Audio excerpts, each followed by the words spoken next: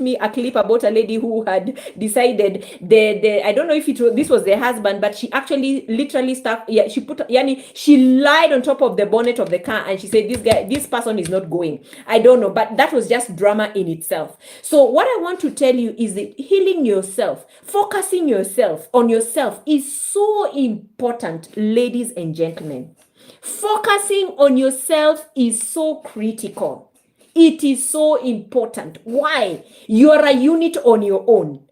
Imagine if you're sick and you're trying to run a race. You're sick already and you're trying to run a race. How can that happen? How can that happen? We can already predict the future, and the future in this race is that you're going to collapse somewhere. You're going to, something worse is bound to happen. So ideally, what I want to say is the drama that we see in marriages nowadays has a cause, and it is you. It is you. All right. So again, for those of us who are on our Zoom platforms, if you're here and you belong to the women's safe space on WhatsApp and you belong to the men's safe space on WhatsApp, please invite a friend. Tell them that we are on.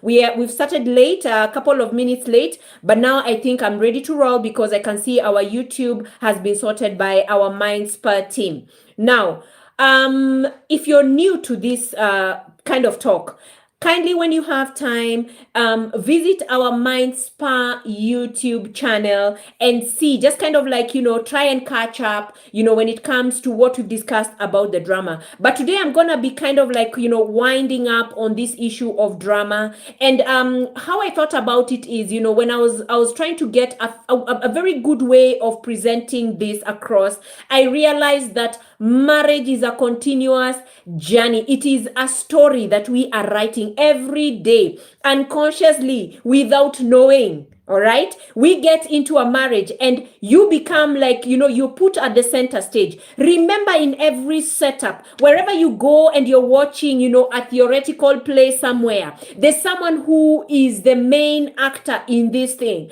And when you talk about marriage, most of the time we find ourselves being put there at the center stage with our spouses. Okay, so ideally, the scenario here is we are in stage 2.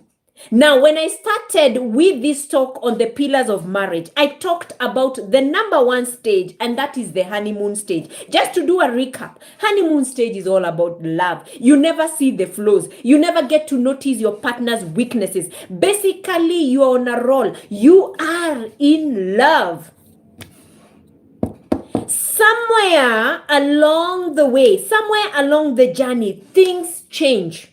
And that is when now you get into the drama stage. You begin kind of like, getting to see your partner's flaws. Mary James, I can see you're asking, how can you join the women group? Please contact me on my number. I don't know, I have to type my number, but sorry. Please contact me on my number 0722-816167. I'll definitely post this as I wind up this the session. But you can join. We discuss about women's mental health. All right. So what I was trying to say is that, in this scenario, you're there in the center stage and the cast here is you and your spouse.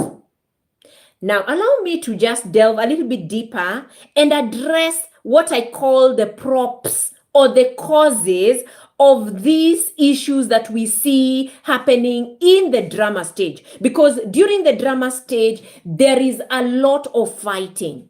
There is a lot of depression going on. There is a lot of stress, guys.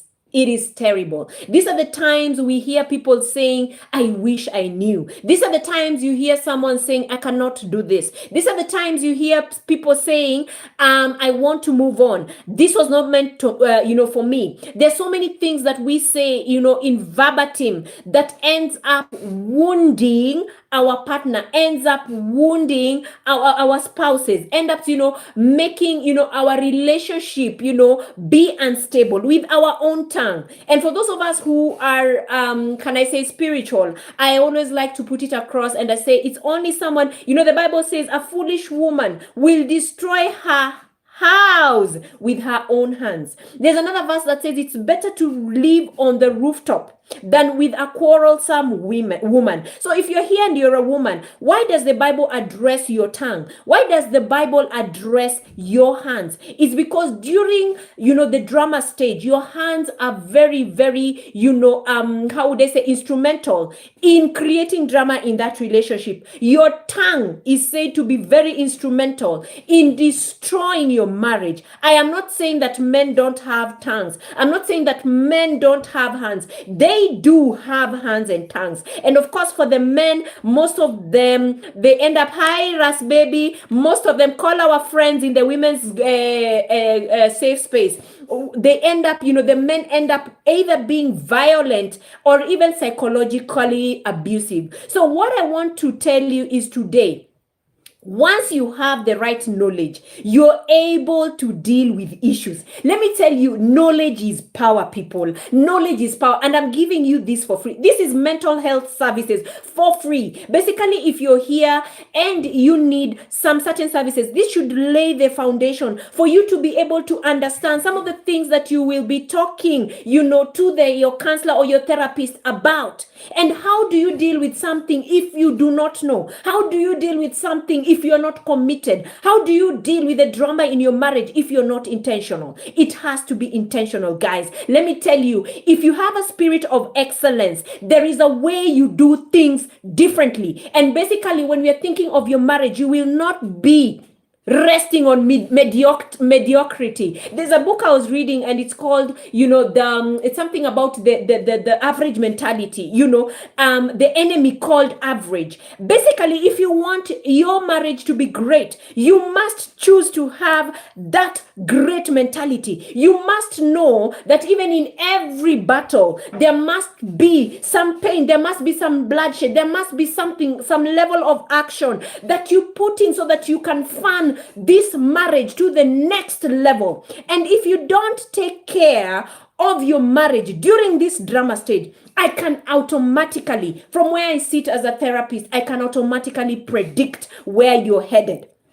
So let us look at some of the things that we do and we end up ignoring or probably fanning, our marriages and pushing them towards, the act of spiraling downwards. Number one, we'll just quickly go through this, because of time. As I said, here in Kenya, we are headed towards 9 p.m. And I always say, we keep it short and sweet. This is a continuous series. We've just, started for this year. We were all on a break. Right now, the kids are resuming school, so we are good to go. All right. Lydia Karibu Sana, Pastor. Good to see you. Now, one of the things that I want to say this to all of you, we have one thing that is disturbing the entire world, and that is the addiction to phones, to gadgets, to anything that is electronic that gives you, can I say better, focus. We find that, nowadays in homes, people are not communicating because we are always on our phones, and these phones are toxic. These phones are props that are being used by even intruders, the people who want to attack our marriages. If anyone wants to, intrude a certain space, they're very strategic. They look at what might get to that person in a very fast way. And then, in many ways, and ideally, realistically, I would say this: our phones have become more of harm to us. Hi, Cynthia, karibu sana. Jen Mwinde, karibu sana. Our phones have become more harmful to us than necessary, because every other time we are, even from basically the world is being run by this gadget. So you'll attend a meeting, a work meeting. Okay, there'll be also family meeting. There's this Zoom meetings that Venus is talking about. And basically we find that in a given day, we spend most of our times, scrolling through our phones. But remember, these phones are very addictive and they derail us. And most of these gadgets, they have given us connections to many other things that are toxic, what I called intruders. So in this role play where we are seeing drama, a lot of the drama that is being brought about in marriages is because of phones. A lot of the clients, that come in, some of them, they will come and tell me, I was going through my wife's phone and I got to see she was chatting with another man. It did not make me happy. My trust was broken from that point, Venus. I just don't feel like things are gonna be the same. So phones, number one, gadgets, guys, that one I will not even lie. And I'm sure most of you can attest to that fact, that these gadgets are more harmful to us and they're bringing a lot of drama. It is the reason why we're finding people sneaking in, trying to, break through, passwords and all that, just to try and retract information from these phones. But I want to ask you, for those people who are very good at doing it, is it necessary? Because if you go looking for trouble, you will find it. Is it necessary? If you're ever doubting your spouse, why don't you just sit down without even going to look for more information, harmful information? Why don't you try and see if there's anything that needs to be done to save the marriage? Because already there's something in you. I talk about the sixth sense. And guys, let me tell you, the sixth sense is real. It's real. It's a way I always say that God uses to communicate to us. If you feel the relationship is not in a good place, in a good space, why don't you just, take time, talk to your spouse, tell them you feel that this marriage is under threat and you'd like to discuss on how you can make it feel, become better. Now, if you're getting people to come and crack codes, get people to do what, you're gonna end up hurt. And it's not even about what you find, it's what the energy that you put in this thing. Benson, karibu sana. Okay? So ideally, what I want to let you guys know is that the phones, I would tell you, if we can come up with better ways of handling these gadgets, dealing with that addiction, I would tell you for sure the drama would not be there. Now, there's this thing that I hear a lot, in the counseling room, my wife has a problem because I spend time with my boys. My wife has a problem. She doesn't want me to have a social circle. Well, if the boys are stealing time from your spouse, if the boys are actually, taking this marriage into a different, direction, I don't think that these boys are really good people. So when we talk about the boys, they are props, they are casts that are used, to make this thing not work. All right. So guys, what I would want you to know is that ideally, there's a need, and I can see our Zoom meeting will end in, I think, 10 minutes. George, I don't know, Mindspa team.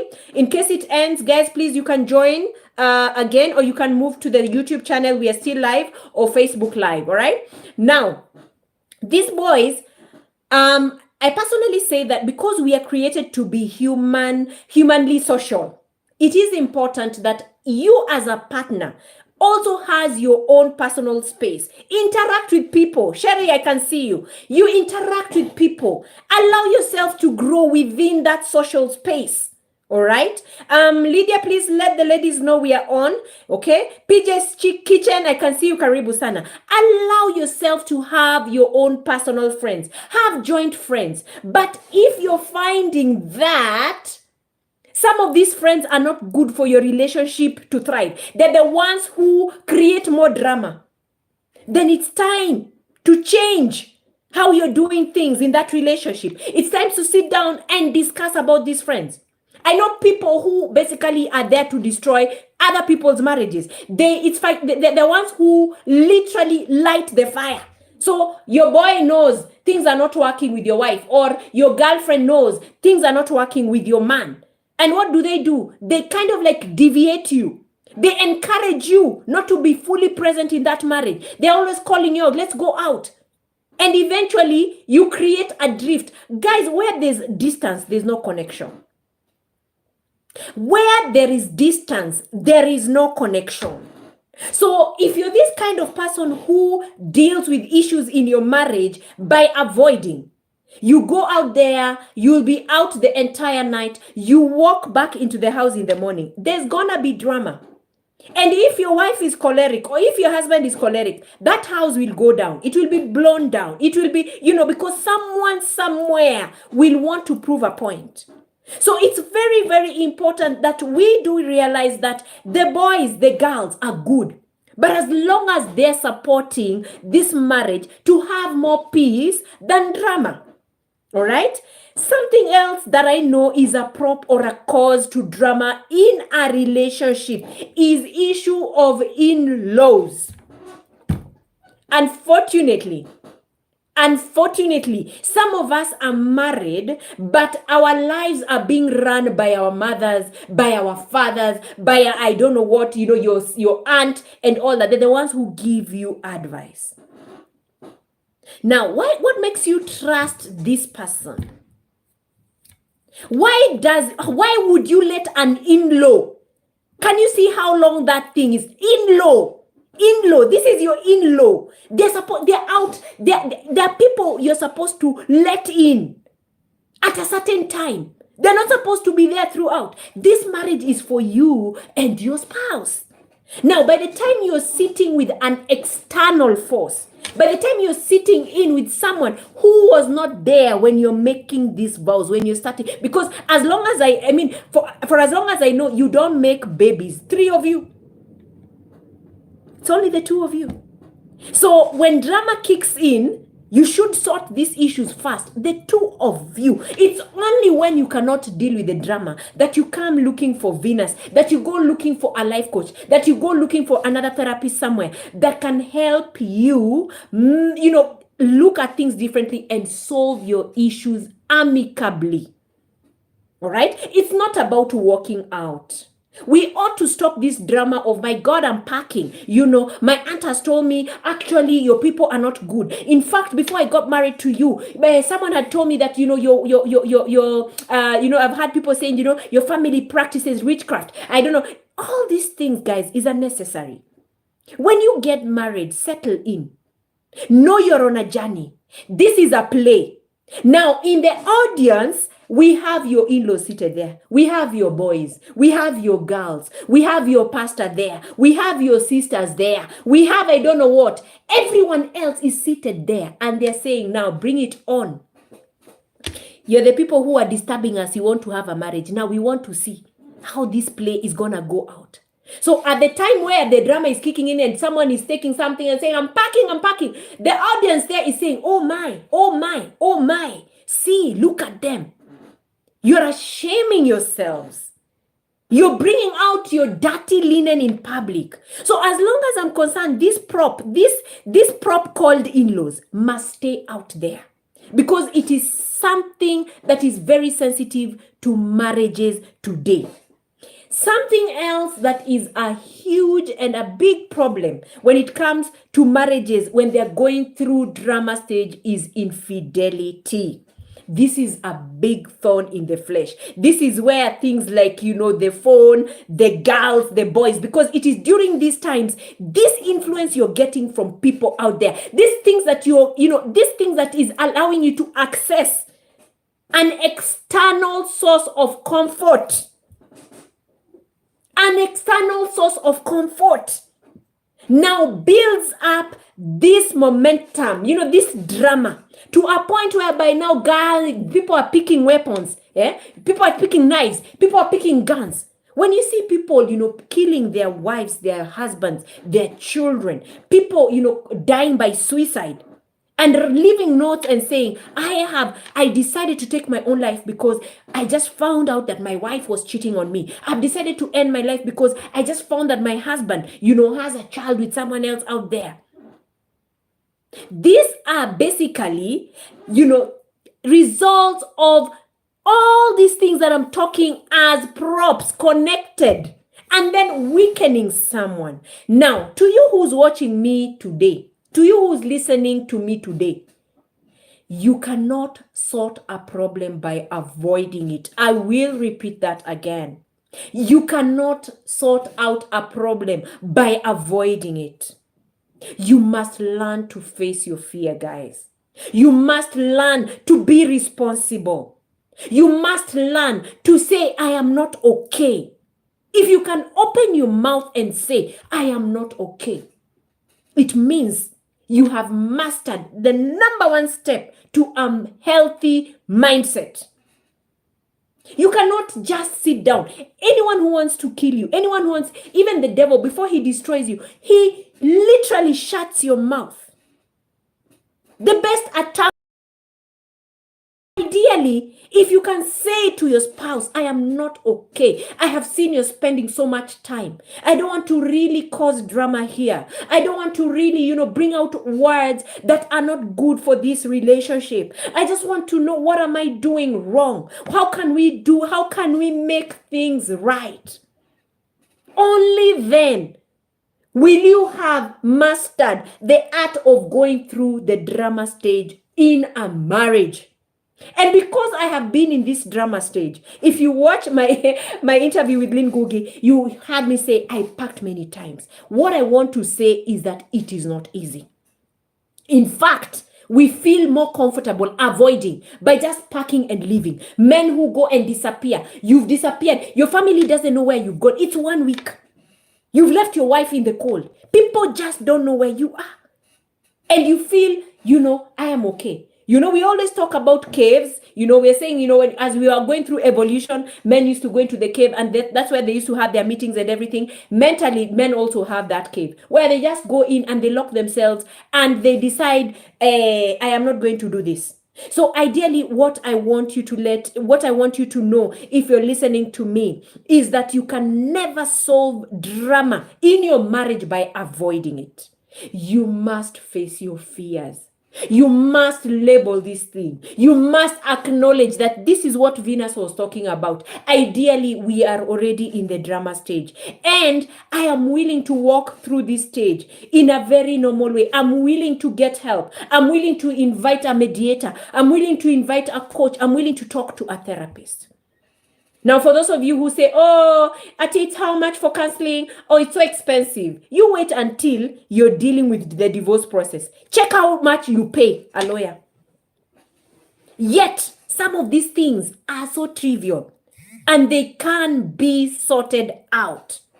Now, of course, there's also drama that has to do with how would I say it? There's the drama that has to do with sorry, I'm just seeing our online Zoom meeting but anyway, I've sorted it out. There's this thing about religion where we bring in a lot of religion, and we are arguing with our spouses. I don't want this to be done this way. When it comes to religion, I feel it is so important that we discuss before we go into the marriage. Otherwise, when it comes to the drama stage, we will experience a lot of issues, because there's gonna be somewhere in between, there's gonna be issues. We are not going to be able to deal with this issue well.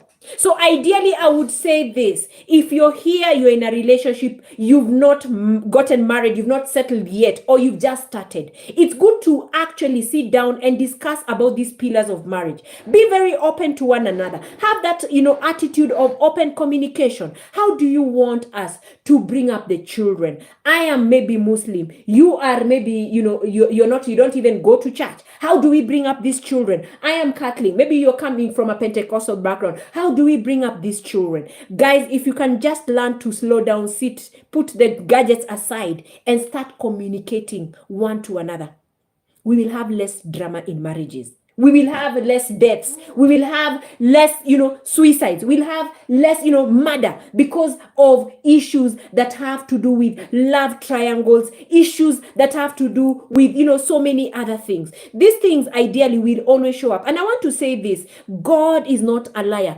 God does not discriminate. God makes us go through the same situations. I will tell you for sure, for those of you who go to the gym, the kind of exercises you do, name it, aerobics, lifting weights, there's always an intention, and that is to tone your muscles. The same thing happens during a drama stage. This is the time we are toning our marriage. This is the time we are acquiring muscles to help us to go through this stage well. Why would you sit down, sleep, and then say that, oh, the devil has attacked you? The devil, please do not blame the devil. The devil has not attacked you. It is your mind. Your mind is everything. Your mind is your powerhouse. Your mind is your hard drive. If you can learn, first of all, to just have the right vision for your relationship, for your marriage, you are done 60% into the success of your marriage. A lot of these marriages we are seeing collapsing are not just by fault. They're not just by default. There's never a mapping. There's no goal. The man in that relationship doesn't even know what he wants for his own children. And then when things start happening, that's when you're finding someone trying to reset. That is when you're finding someone trying to go back, and see how they can align. We don't have to wait for the drama stage to try and, start doing things correctly. Let us learn to do things right. And that is why I'm so passionate about giving this information. It may be 30 minutes, it may be 1 hour. But if you listen to me carefully and you get what I'm trying to put across as psychoeducation for you, let me tell you, you will not need to pay for too many sessions. You'll already have the right knowledge. All right? Now, let me say this, because I'm talking about the props that cause the drama that is in the drama. Let me say this. I want to believe that a lot of us who are very dramatic, I want to say that, and I say this as we started off, a lot of us who are dramatic is because we have trauma. Somewhere along the way, and I always say this, something traumatic happened to you. You never healed that place. Now you get into a relationship and then you just, get hold of your partner's phone and you read a text that reminds you of your trauma. It just takes one word. For those of you who know about trauma, it just takes a word to take you back many years. That is when you see violence coming out. That is when you see people turning into things they were not, and you're wondering, do I know you? Who are you? Because of the kind of reaction that is normally there. So trauma is something that largely and in very many invisible ways contributes to the drama in a marriage. And sometimes we ignore it because we don't really take time to see the professionals. Hi, Sandy. So ideally, what I want to let you know is that your trauma must be sorted. Your childhood upbringing, Kate Okelo Karibu, must be sorted. Some of us are just brought up in families that are just too dramatic. The kind of fights that used to go on in our families, the kind of verbal abuse, the kind of psychological abuse that we watched our parents do one to another. We have carried these things and we have owned it, and we have something called a belief system that tells us it is okay. It is okay to have drama. In fact, a relationship without drama is not a good relationship. So ideally, what I want you to know is that it is good to take time. It is good to take time and go back into your childhood experiences. Janet Karibu Sana, ask yourself questions. How was I brought up? Am I playing a role in this relationship when it comes to drama that is similar to my background? Very, very important. If you're able to capture that, if you're able to put a finger on something that you know your parents taught you and you're using it in the very relationship that you are in to destroy it, you'll have sorted another, 10%. Okay? Betty Karibu Sana. Now, there's something that I want to address, but I'll just touch on it a little and maybe delve on it later. Now, when drama happens, people go into cocoons. People look for other options. People want to avoid talking.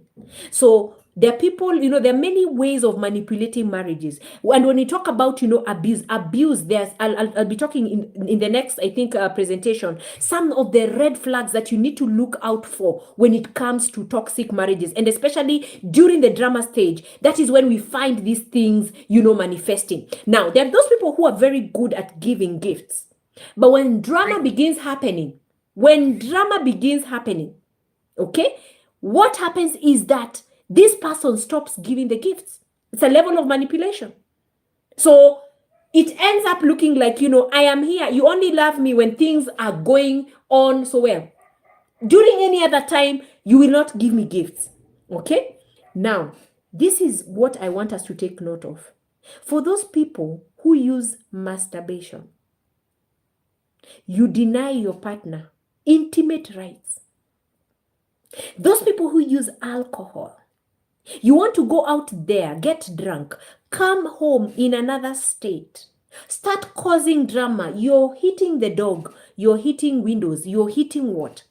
Using these enhancers to try and wade through the drama period. I can tell you for a fact, you think you might be manipulating the other person. You think you're winning by avoiding this thing. You think you're winning by doing these selfish things. The person you're hurting is yourself. You're the first recipient to your own energy. So when you're taking alcohol, remember we are talking about your liver.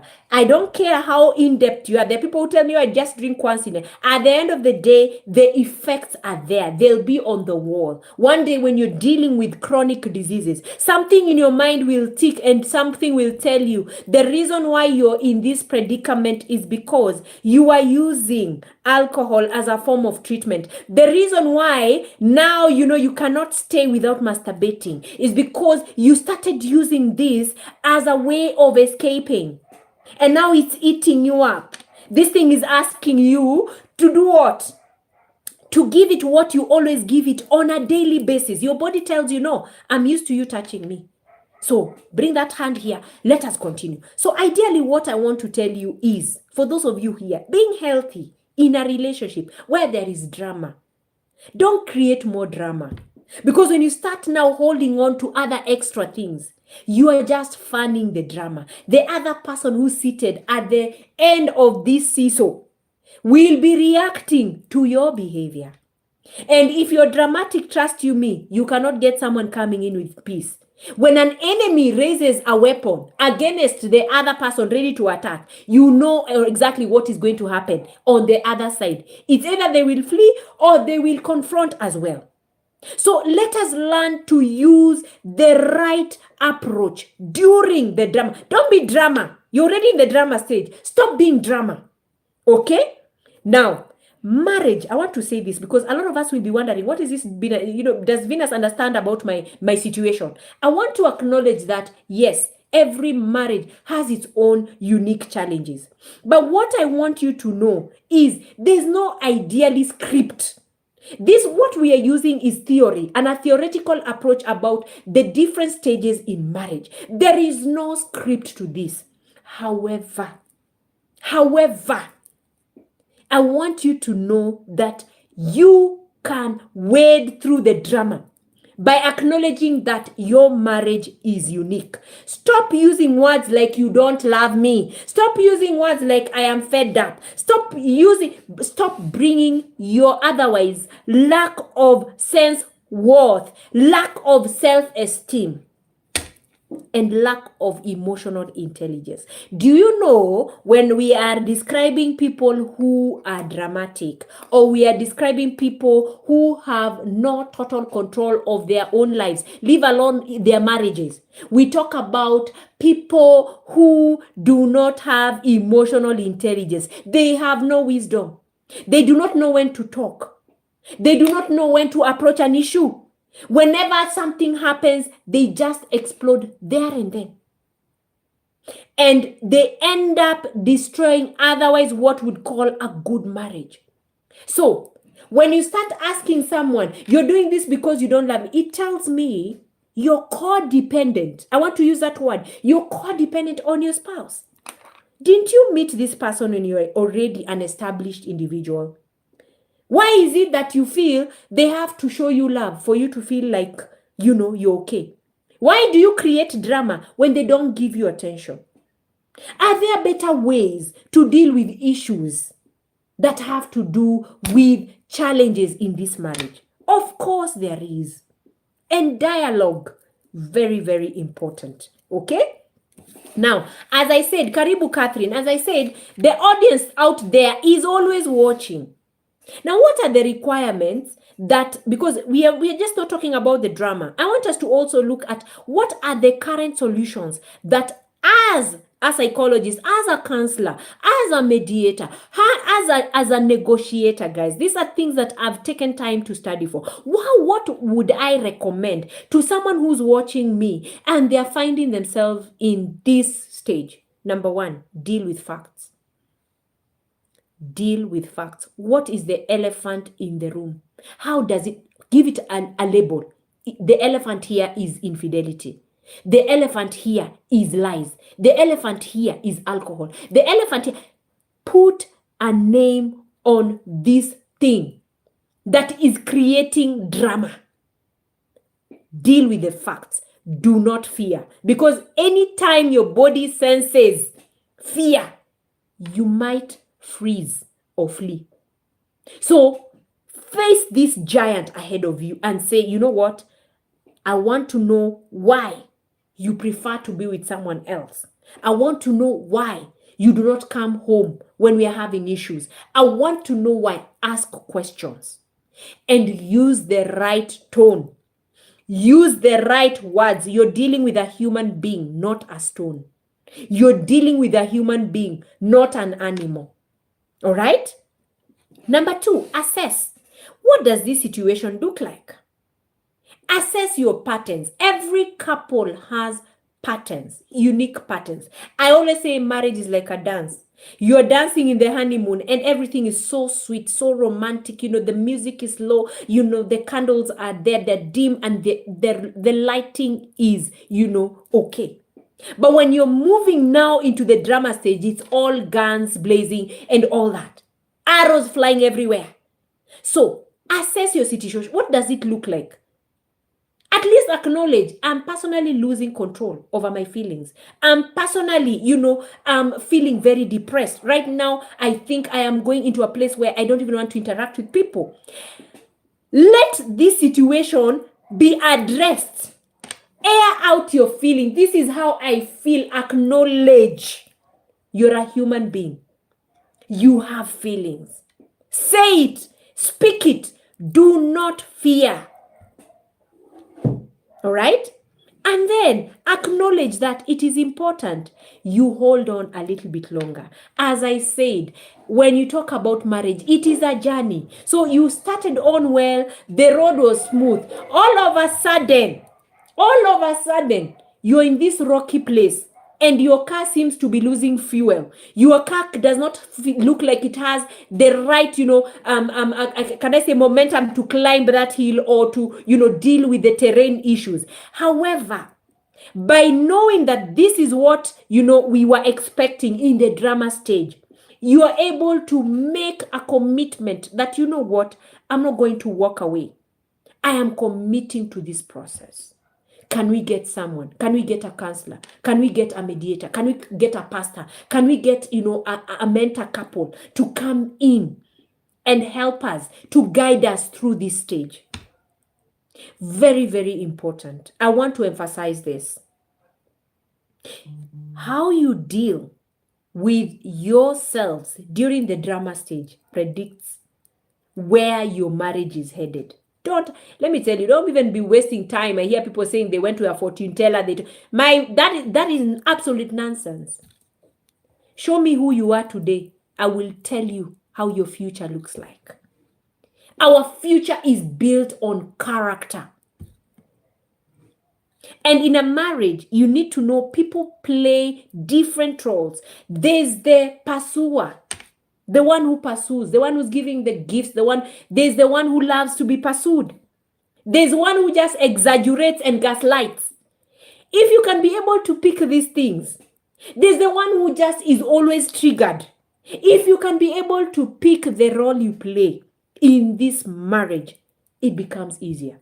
Because it's either someone say, hey, there you go again. You see, baby, now you're triggered again. And because you already know this is how this person is, you're able to now go quickly into the situation and sort it out. What are the quickest solution when you find yourself in a drama solution? And I'm so sorry, I've surpassed my timing by 10 minutes. Give me 3 minutes and we'll be done. Number one, have the right words. Have the right facial expression. Have the right body language. You cannot say, I'm sorry, and you're rolling your eyes. You're lying. When you're sorry, be sorry. Let everything in you show how remorseful you are. Maintain eye contact. Put the right tone and expression as you say this. Number two, for those of you who are cholerics, gaslighters, narcissists, committed narcissists, if you know you lack empathy, can you try at least and cram a few sentences that can come in as an automated response? Now, when you know that sometimes you send someone a message and you find, like in a business WhatsApp group, and you find an automated response. This is, the mind spa, and it's automated. Now, as a human being, sometimes this is a very quick solution. Cram a few things. Baby, I'm sorry. I've realized whatever I've done is not encouraging this marriage to thrive. Please forgive me. And you leave it there. It's an auto response. It saves the day, as opposed to now letting your ego flaunt itself everywhere. You don't want to talk to people. Now you've even blocked this person. You never gave them the time to express themselves. And then later on, after 1 or 2 weeks, you're there, you're depressed. Oh, my partner doesn't love me. You never even made the effort to save the situation. Your mind keeps on telling you you're the one to be pursued through and through. That is not the right approach. There's a way you do life. And the way you do life tells me, as a psychologist, a lot about how you're wired. Okay? Number 3, recognize you're going through a phase, as I said earlier. This is a phase. You're growing. This marriage is beginning to teeth. That's why the itching is there. That is why the drama is there. Recognize that. Know that this is not a unique situation. Every marriage, whether royal, whether in the slums, whether where, every marriage must go through this stage. So have the right attitude. Number 4, therapy works. Coaching works. I have a lot of success stories. I've seen couples come in completely given up on their marriages. And when we start the sessions and they begin opening their eyes, having the right knowledge, they begin to do things differently. So what I want to tell you out there, marriage works. Coaching works. Stop being egoistic. I once had someone who said they cannot see me because, I'm not, they feel that I'm not, all these things. Let me not go into details. However, what I want to say is that we might judge people, but remember, this is our area of speciality. You bring in your different hat, whatever, whether you're an engineer, whether you're a medical doctor, but this is my area of, operation. So this is what I have studied and done all my life. So when it comes to your issues that concern mental health in your marriage, in your family, in your individual life, I am good at it. All right. And I'm not that I'm being arrogant, but I'm telling you, this is our area of profession. So when you go and see a counselor, you're very much assured that whatever you're investing with that counselor will bring change. Even if it's not 100%, something in you as an individual will change. And when you change as an individual, as you work on yourself, your marriage is transformed. All right? And the last one is spiritual.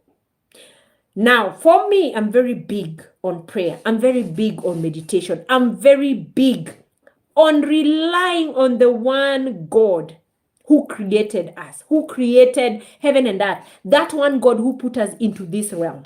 I always say, when you find yourself, when you find God, you found peace. And because, the most spiritual people spend most of their time in silence, you learn the art of war. Sometimes it's not just about being very verbal, it's about just keeping quiet. You're acting dumb, but I'm giving this person time. I'm giving them time to just calm down. And when the right time comes, I will approach them and I will push for peace. One thing that I can tell you that spreads across the board, whether you're pagan, whether you're Muslim, whether you're a Buddhist, when two people come together to form a family, they are unified. The equation moves from 2 to 1. So in this drama stage where everyone else is seated and watching and saying, hey, let's see how this marriage is going to turn out. At least do things together.